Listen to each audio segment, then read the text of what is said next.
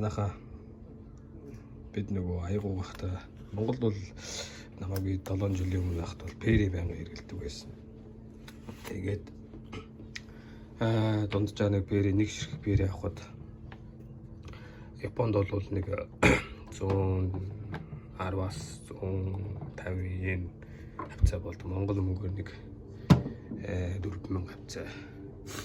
Тэгээд тэр нэг 7 хоног хөө буюу 7 хоног 2-оос 3 авдаг байсан. Тэгээд би нөгөө өрнөд тэр дэлгүүрт явж байгаад одоо 7 жил Японд амьдэрсэн мөртлөө ийм байж гэдгийг анзаарахгүй явсаар хагаад жилийн өмнө олж аваад энийг энэс нэг жоохон нэг олцогоор нэг 20 г авцаа хийгээл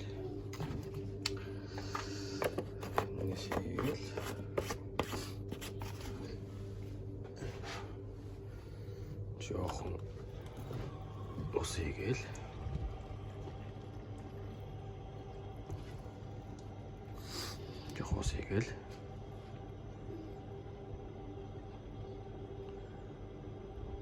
тэгэл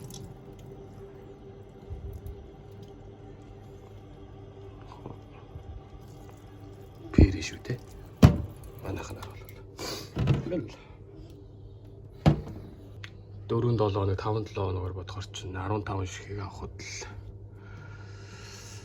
тэгэл одоо нэг нь 150 yen гэдэг чинь тэ нэлээх мөнгө болж байгаа шүү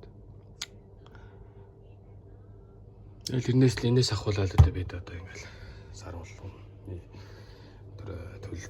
төлбөрүүд нь баг жижигхэн зүйлээс болж бид анзаарахгүй явсараад хамаг мөнгөийг босгож алга болгож байна гэж. Тийм болохоор одоо энэ гэрийн одоо ах хэрэгцээний юмнуудыг одоо яаж багасгах уу, хэрэгцээг яаж танах уу гэдэг асуудал дээр сайн анхаарал хандуулах нь чухал болов уу гэж бодож байна. Сүүлийн нэг жил ирээдээ бид өөрсдийнхөө ахуй амьдралын хэрэгцээний зөвлөлүүдэд бүгдэнд шимжлэл хийж болж болох зүйлүүд юу байна, хацах ямар зүйл байна гэдгийг анзаарч тэмцэлний үндсэн бид асар их хэмжээний мөнгөн хадгаламжтай болж Японоор бол Anshinkan гэж байгаа. Сэтгэлийн одоо сэтгэл дүүрэн амьдарч байгаа байхгүй юу. Тэгэхээр ч одоо баг зүйлд одоо баг зүйлийг баг зүйл гэж болохгүйгээр 100 гэхгүйгээр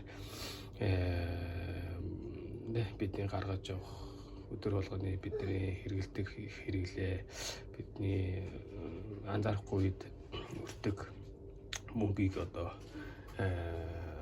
анхаарч үзснээр одоо тэндээс дахин одоо шинжлэл амьдралын шинэ хэм маяг үүсэж бидний амьдрал одоо сайжирч эхэлнэ гэсэн үг. Тийм болохоор баг зүйлд талархаж, баг зүйлд